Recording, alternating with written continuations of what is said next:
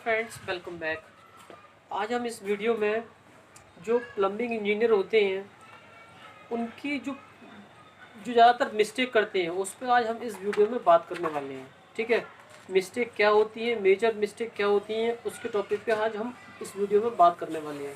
तो पहली मिस्टेक आपकी ये होती है, जैसे मान लीजिए हमारी CPVC या UPVC की कोई लाइन है। ठीक है, तो वो लाइन बेसिकली हवा में तो टिकेगी नहीं, उसके लिए सपोर्ट लगाया जाता है। ठीक है, ब्लड फास्टनर होती है, इसके लिए पहले ड्रिल करना पड़ता है।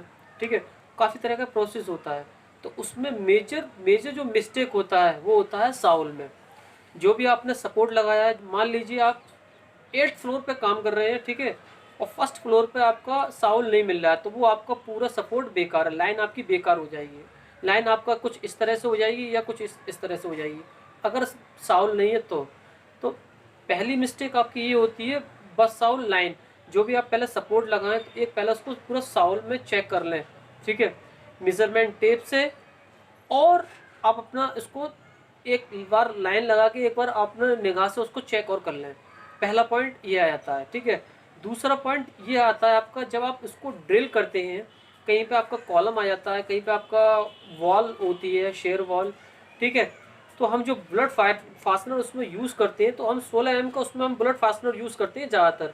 तो आप उसका डाया बढ़ाकर उसमें आप 20 mm का कर सकते हैं, क्योंकि उसमें स्ट्रेंथ अच्छी आ जाएगी उसमें। दूसरी कमी बता दी मैंने आपको। ठीक है, थर्ड कमी होती है आपकी एक लाइन में, जैसे आपका डोमेस्टिक की लाइन है।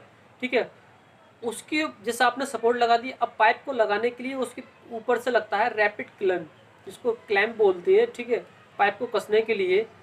तो आप जैसे आपने पाइप का डाया है आपका 150 mm। ठीक है, तो आपने रैपिड क्लैंप मंगाया 160 mm 170 mm का, तो उसमें पाइप पाइप उसमें हिलेगा। पाइप जितने का आपका पाइप है उतने का आपका रैपिड क्लैंप होना चाहिए।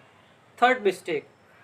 फोर्थ मिस्टेक मैं बताना चाहूँगा, सिवर लाइन में जो हमारे जो वेस्ट और सोइल की जो लाइन होती है उसमें क्या होता है, पहले आपने जो ड्राइंग में हम पढ़ते हैं इनवर्ट लेवल, वो इनवर्ट लेवल टॉप ऑफ आपका कंक्रीट का होता है। कुछ लोग समझते हैं टॉप ऑफ सॉइल का होता है, सॉइल मीन्स आपकी टॉप ऑफ मिट्टी का होता है।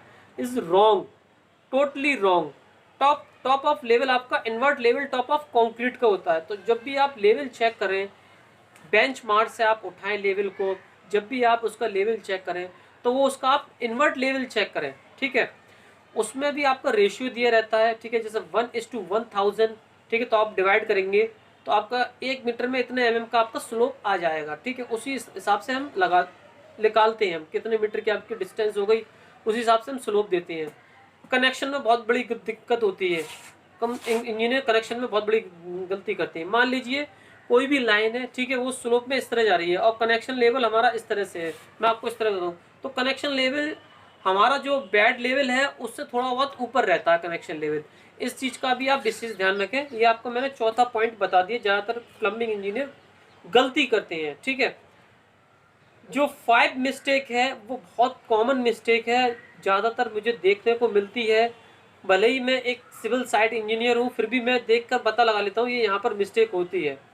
तो पहली बात, आपका जो हमारे फायर फाइटिंग के पाइप होते हैं, आपने देखा होगा जब हम उसका कनेक्शन करते हैं तो पाइप को हमें कुछ आपका हाफ जो हाफ सर्कल होता है उस हिसाब से काटना पड़ता है। तो उसमें आपका पाइप इस तरह से ज्वाइंट होता है, इस तरह से करीबन एक आपने इस तरह से पाइप को काट दिया ऐसे करके, और एक आपने इस तरह से पाइप काट दिया, तो ये करीबन इस तरह से पाइप इसमें ज्वाइंट होता है।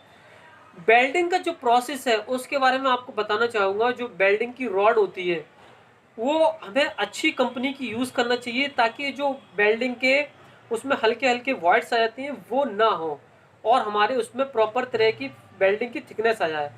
बेल्डिंग की थिकनेस आपकी 12 mm की होती है। ठीक है, और आपका करीबन 15 से 18 mm के बीच में आपका MS पाइप यूज़ होता है। तो जो बेल्डिंग का जो मिस्टेक है, जो बेल्डिंग रॉड की मिस्टेक है, वो भी आपका 5 पॉइंट में आ जाता है। तो आई होप गाइज आपको वीडियो अच्छा लगा हो। अगर अच्छा लगा हो, कुछ समझ में आया हो, और अगर कुछ पूछना हो तो नीचे अगर कमेंट करोगे तो आप मुझे पूछ सकते हो। ठीक है, तो मैं आपके कमेंट का आंसर दूंगा। हाँ, एक और बात मुझे बताना होगा कि मैंने पिछली वीडियो बनाई थी, उसमें एक जने का कमेंट आया था कि सर फ्रेमिंग प्लान तो उसमें होता ही नहीं है गवर्नमेंट में। हाँ, नहीं होता। अगर आप जितने भी आपके प्रोजेक्ट होते हैं, चाहे आपके कॉमर्शियल हो, चाहे वो रेसिडेंटल हो, चाहे वो हॉस्पिटल हो, चाहे वो आपका पेंट हाउस हो, चाहे वो आपका लग्जरी फ्लैट हो, कोई सा भी अगर प्रोजेक्ट होगा, ठीक है, तो उसका फ्रेमिंग प्लान जरूर होगा। अगर आप किसी प्राइवेट कंपनी में काम कर रहे हैं तो, मैंने जॉब कभी भी आपका गवर्नमेंट सेक्टर में काम नहीं किया हुआ है, तो उसमें थोड़ी नॉलेज कम है, आपको मैं बताऊंगा नेक्स्ट वीडियो में, ठीक है। तो फिलहाल अब आज तक के लिए इतना ही, मिलते हैं फिर नेक्स्ट वीडियो में। तब तक के लिए धन्यवाद।